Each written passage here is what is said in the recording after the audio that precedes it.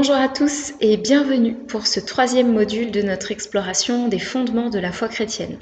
Pour mieux suivre le contenu de cette vidéo, il y a un plan que vous pouvez télécharger à partir du lien qui est dans la description de cette vidéo. Donc nous continuons notre exploration des doctrines fondamentales de la foi chrétienne avec aujourd'hui la doctrine de la création, ainsi formulée dans notre déclaration de foi de l'Union des Églises évangéliques libres. Dieu a créé le ciel et la terre, les choses visibles et invisibles. Il a fait l'homme à son image. La Bible s'ouvre ainsi avec l'affirmation que Dieu a créé le monde.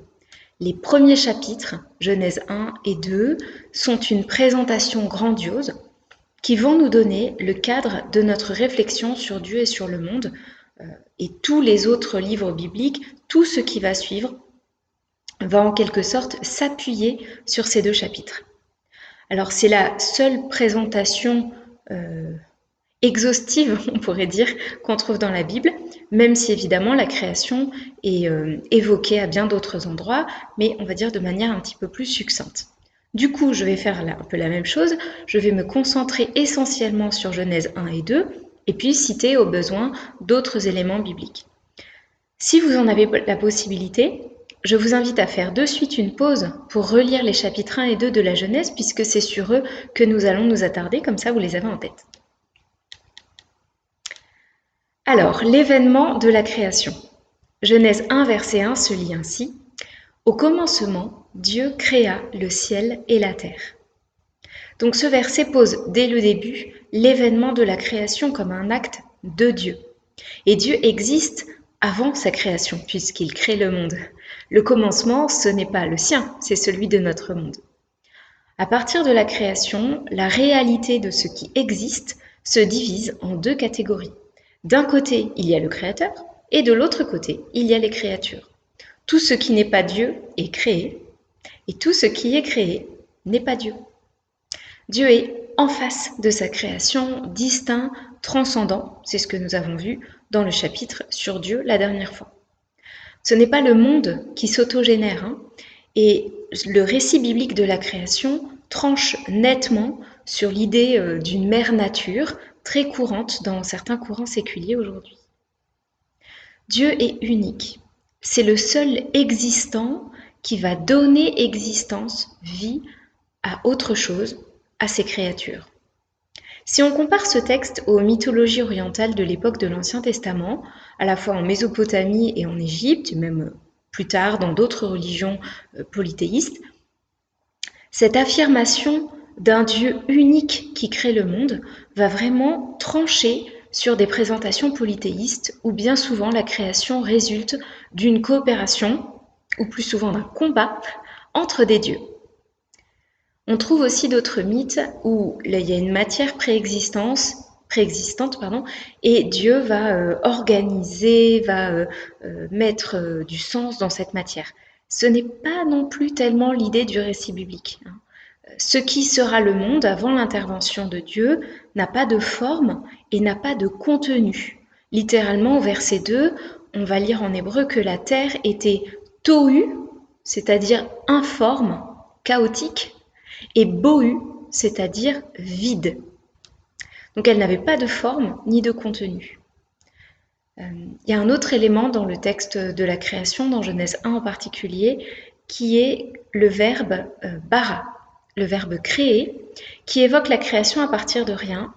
Et ce verbe est utilisé seulement 3 fois dans la Bible, et uniquement dans le chapitre 1 de la Genèse, au verset 1, 21 et 27, et uniquement avec Dieu comme sujet. On va trouver aussi d'autres verbes qui seront utilisés pour Dieu dans le cadre de la création, mais aussi pour les humains dans d'autres contextes. Par exemple, le verbe faire, le verbe façonner, ou alors l'image du potier, par exemple, qu'on retrouve chez Jérémie. La création, comment est-elle décrite? Elle est décrite comme un acte de puissance. Dieu agit par sa parole. Il dit et la chose arrive, comme le dira le psalmiste au psaume 33. Et cette puissance, aussi spectaculaire soit-elle, elle n'est pas brute ni brutale. Elle s'accompagne d'ordre et de sagesse. On voit par exemple la succession des jours. Et elle produit du bien. Et il y a ce refrain dans le chapitre 1 de la Genèse. Dieu vit que cela était bon.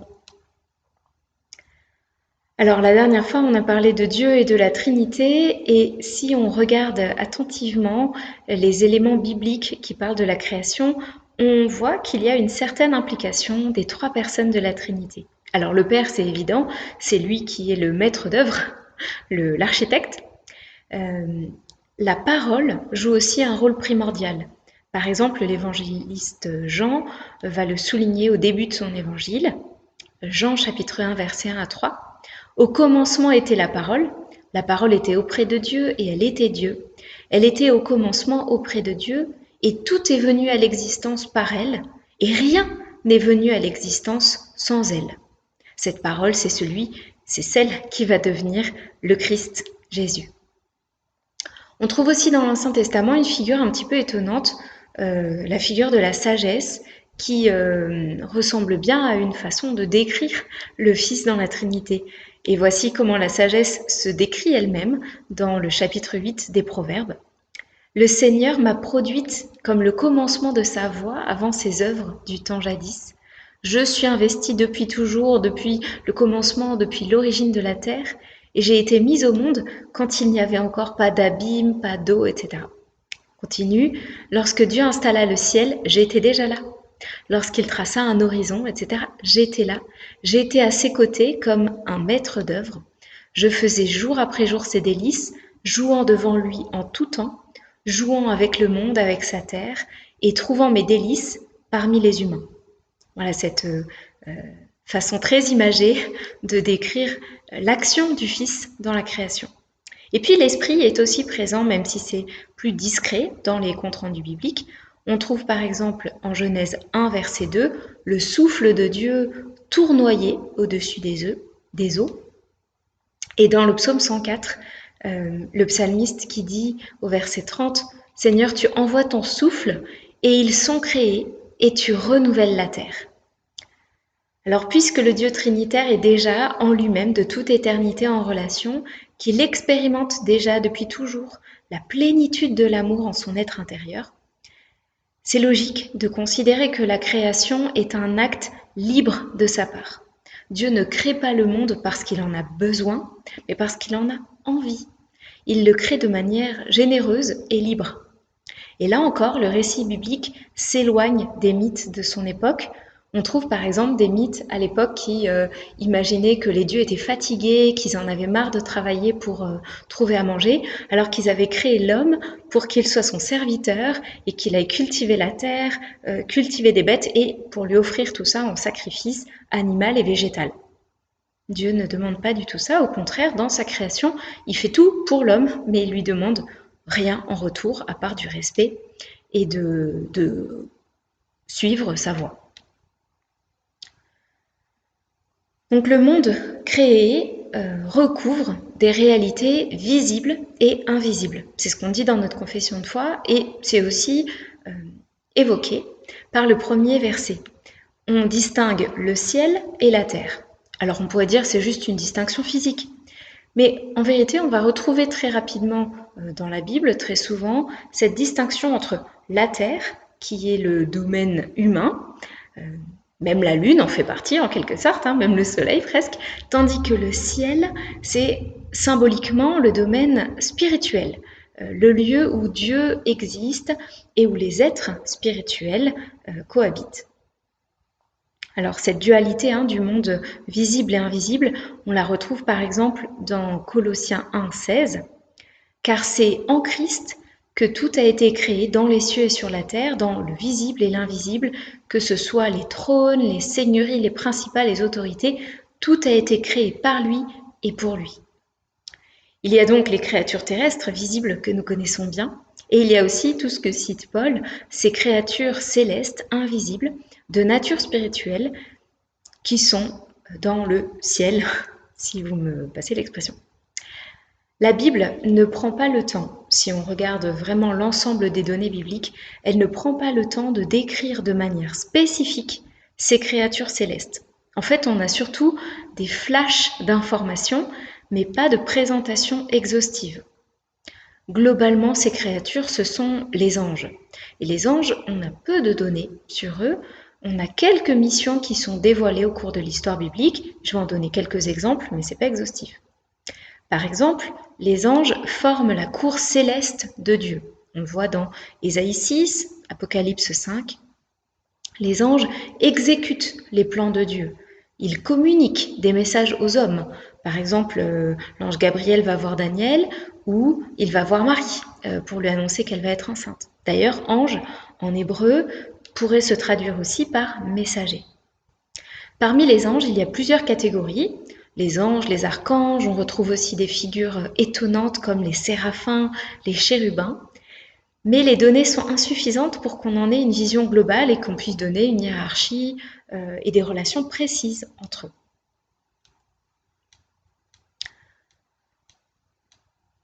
D'autres créatures spirituelles, des créatures célestes existent, et cette fois-ci, ce sont des créatures en révolte contre Dieu.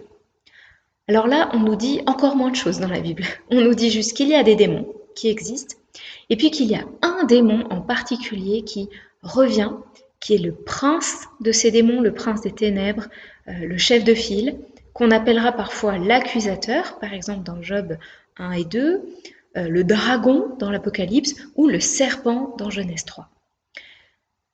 Ces créatures spirituelles maléfiques, si vous voulez, sont un mystère et à aucun moment la Bible ne nous dit d'où elles viennent, ni comment elles en sont arrivées là.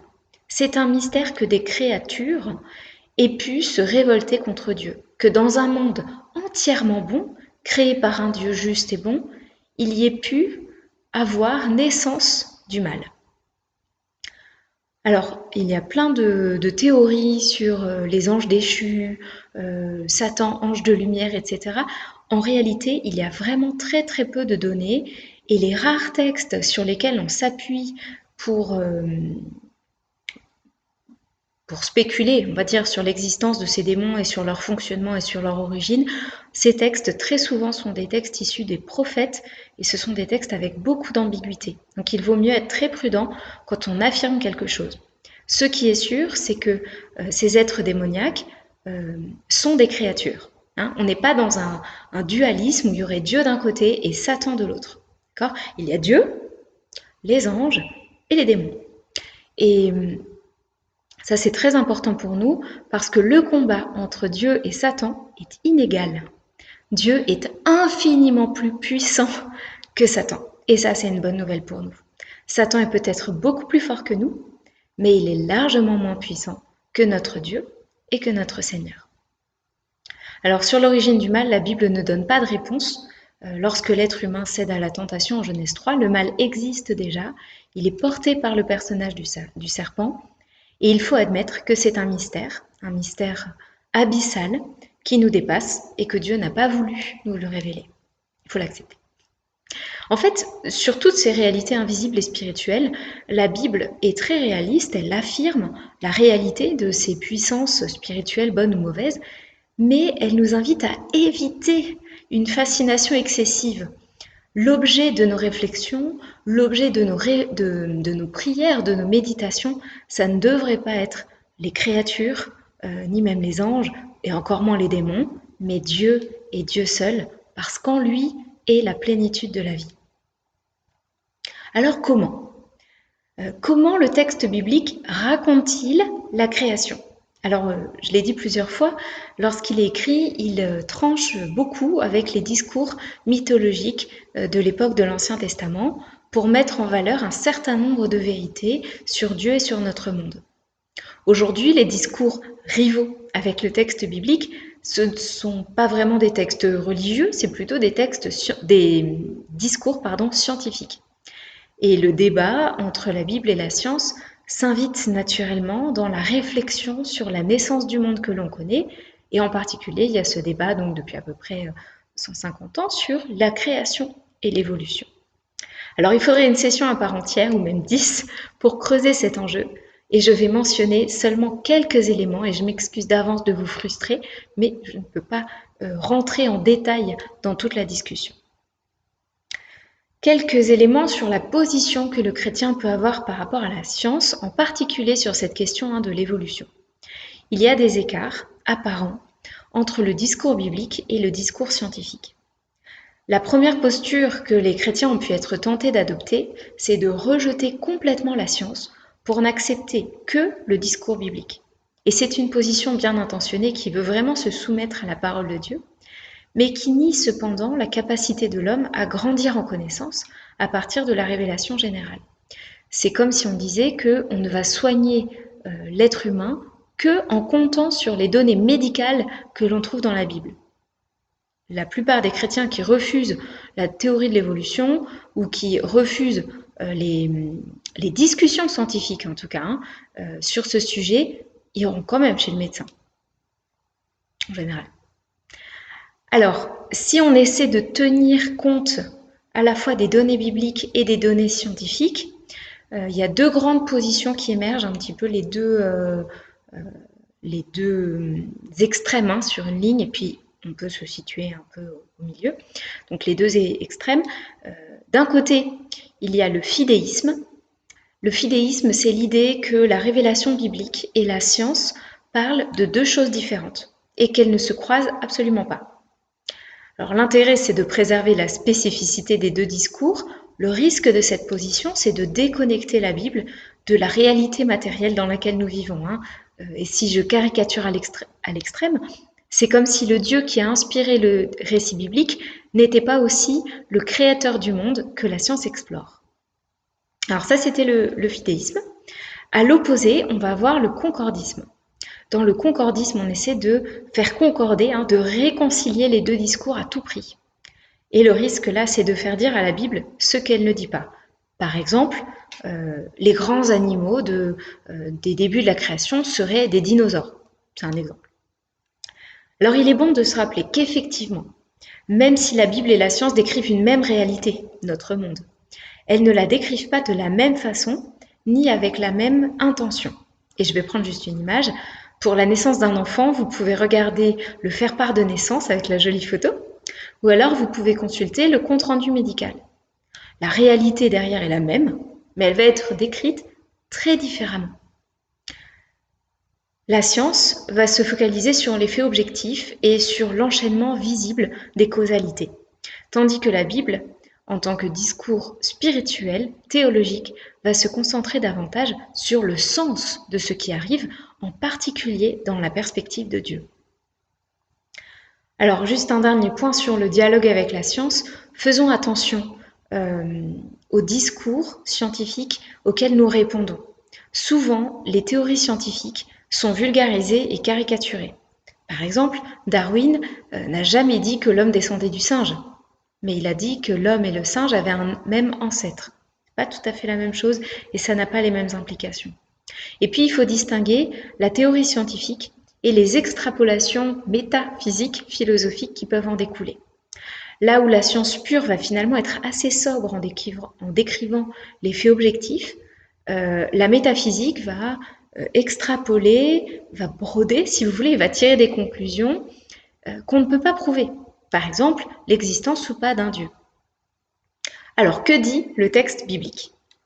Le texte biblique affirme la naissance d'un monde à un moment donné, le monde n'est pas éternel, suite à l'initiative d'un être autre, Dieu, qui est éternel, puissant, transcendant. Ce monde est bon, marqué par l'ordre et l'abondance au chapitre 1, et il a au sein de lui une créature particulière qui est l'être humain, qui a un statut unique. Le fait qu'il y ait des interventions de Dieu empêche de croire que le monde résulte seulement de l'évolution. Cela dit, on peut voir dans le texte biblique deux étapes dans la naissance du monde ou dans l'avènement du monde. C'est un peu comme dans un jardin. On peut distinguer le travail de mise en place, quand on désherbe, on laboure, on plante, on met les tuteurs, etc. Et puis le travail d'entretien, l'émondages, le fait de mettre des engrais, d'arroser, etc. Les 6 jours de Genèse 1 évoquent la création sous l'action directe de Dieu, un temps qui est achevé au 7e jour, jour de repos, jour d'accomplissement. Et ensuite, Dieu continue d'être à l'œuvre. Mais cette action sera moins spectaculaire et souvent elle sera indirecte. Elle passera par les lois de la physique ou les interactions entre les créatures, par exemple, et c'est ce qu'on appelle la providence. Alors que penser des jours, les 6 jours? Certains les comprennent de façon littérale, 6 jours de 24 heures, mais la petite difficulté, c'est que le 7e jour, pendant lequel Dieu se repose, n'a pas de fin. Donc c'est possible que ce 7e jour n'ait pas 24 heures, donc pourquoi les autres feraient-ils forcément 24 heures? Ça, c'est la première position. Une autre, c'est de dire que les jours, ce sont des grandes périodes de temps qui se succèdent, mais le problème, c'est que la succession est assez étonnante. Les créatures viennent assez tard par rapport aux réalités que sont la lumière, les ténèbres, la mer, etc., qui arrivent très tôt. Et puis on voit en plus une différence d'ordre entre Genèse 1 et Genèse 2. Et puis il y a une autre position qui voit le chapitre 1 plutôt comme un poème grandiose, rédigé sur le modèle de la semaine de travail humaine, avec 6 jours de travail et puis un 7e jour de repos, et puis un chapitre 2 qui va lui apporter un autre point de vue, plutôt sous la forme du récit, et qui va se focaliser sur la création de l'être humain. Donc j'arrive à l'être humain. L'être humain dans la création, il occupe une place particulière, unique dans le monde créé, et ça c'est vraiment mis en avant par Genèse 1 et 2. Alors avant tout, rappelons que l'homme est une créature parmi les créatures, créée le 6e jour, comme les animaux. Il y a donc une solidarité profonde entre l'humanité et le reste de la création, comme eux, par exemple, il est appelé à se multiplier. Cela étant, la naissance de l'être humain vient d'une intention particulière de Dieu qui souhaite le créer à son image. Et une fois que l'homme a été créé, Dieu qualifie l'arrivée de l'humanité comme très bonne, alors que le reste du monde était bon. Donc Genèse 1, 26 et 27. À nouveau, on voit un décalage en fait avec la pensée de l'époque. À l'époque de l'Ancien Testament, très souvent on considérait que le roi était à l'image de Dieu. Et par exemple, le nom du pharaon Toutankhamon, alors c'est encore plus ancien, signifie à l'image d'Amon, le dieu. Tous les humains dans la Bible reçoivent le statut et la dignité d'être en image de Dieu, de ressembler à Dieu. Alors que signifie être en image de Dieu? Bien d'abord, elle rappelle que l'homme n'est pas Dieu ni un demi-dieu. Il est une créature qui reflète, qui porte l'image de Dieu. Et cette image, elle s'exprime au moins à deux, dans la relation complémentaire entre l'homme et la femme, et je dirais même dans la relation sociale, au-delà du couple, dans une relation d'amour qui reflète la relation d'amour qui a toujours existé dans le Dieu trinitaire, et puis qui illustre aussi la relation que nous pouvons avoir avec Dieu dans toute sa richesse. L'image, être en image de Dieu, évoque aussi la spiritualité qui est propre à l'homme et l'invitation à une relation privilégiée avec Dieu de type filial. Ainsi, l'homme est aussi appelé à la liberté, à une vie responsable et juste devant Dieu. Alors Blaise Pascal disait, avec une formulation dont il avait le secret, « L'homme n'est ni ange ni bête, et le malheur veut que qui veut faire l'ange fait la bête. » Malgré le péché, il n'est jamais dit que l'être humain, aussi bas soit-il tombé, ait perdu totalement son statut d'image de Dieu, même si cette image, évidemment, est abîmée et tordue. L'image de Dieu, elle nous apparaît parfaitement en Christ, le Fils incarné, qui est dans son humanité l'image du Dieu invisible, Colossiens 1,15. Et en Christ, nous voyons ce qu'est vivre vraiment en image de Dieu. Alors notre vocation chrétienne, eh bien, c'est à travers le Christ, par l'Esprit de Dieu, de grandir à nouveau dans cette image et d'atteindre peu à peu la stature du Christ individuellement et collectivement en Église. Paul disait par exemple aux Galates, j'éprouve pour vous les douleurs de l'accouchement jusqu'à ce que le Christ soit formé en vous, comme si il fallait que l'image du Christ prenne toute sa largeur. Et puis en Éphésiens 4, en parlant de l'Église, du corps tout entier, il rappelle qu'en disant la vérité dans l'amour, nous grandirons à tous égards vers celui qui est la tête, le Christ. Alors l'être humain est décrit, à la différence des autres créatures, comme un être complexe. Il est fait de terre et de souffle, de visible et d'invisible. Mais l'ensemble est tellement lié de façon si inextricable que l'être humain forme un tout. Séparer le corps et l'âme, c'est mettre fin à la vie. Genèse 2:7 dit ainsi: Le Seigneur Dieu façonna l'homme de la poussière de la terre, il insuffla dans ses narines ensuite un souffle de vie, et l'homme devint un être vivant. Cette description dualiste qui décrit l'homme comme un corps avec un esprit ou une âme revient très souvent dans la Bible, et elle fait ressortir ainsi une dimension à la fois visible, extérieure, et puis aussi une dimension invisible, spirituelle. Pour décrire la dimension visible, la Bible va utiliser les termes de corps et de chair. Alors c'est plus que l'amas de cellules qui nous composent, hein. Le corps et la chair impliquent aussi tout ce qui se voit dans notre vie, nos actions dans le monde, nos relations, etc. C'est-à-dire tout ce que nous vivons à partir de notre corps et qui est visible, concret. L'intériorité humaine, quant à elle, est décrite avec plusieurs mots. Alors il y a l'âme, par exemple, nefesh, qui évoque très largement le souffle de vie, par exemple en Genèse 2, et puis qui va décrire aussi la vie profonde et intérieure, par exemple dans les psaumes, hein, bénis Dieu, mon âme. L'esprit, roar, désigne plutôt, lui, la dynamique intérieure, les forces, et on va dire, par exemple, dans Juge 15, les forces lui revinrent, en fait, c'est l'esprit qui lui revint. Il n'était pas mort, hein, mais le courage lui revient. Le cœur, lève, touche, lui, au sentiment, mais pas à la façon moderne. Plus largement, le cœur, c'est le siège de la volonté, du courage et même de la conscience. C'est pour ça que le cœur doit être renouvelé et qu'on suit son cœur. Hein. Par exemple, dans Romains 2, 15, la loi est dans notre cœur. Et puis, il y a encore les entrailles qui sont le siège des émotions. On le trouve dans le psaume 22, par exemple, au verset 15, ou dans les évangiles, quand Jésus est ému, il est touché aux entrailles. Cette distinction binaire, intérieur-extérieur, c'est la plus fréquente dans la Bible, mais on trouve aussi d'autres présentations.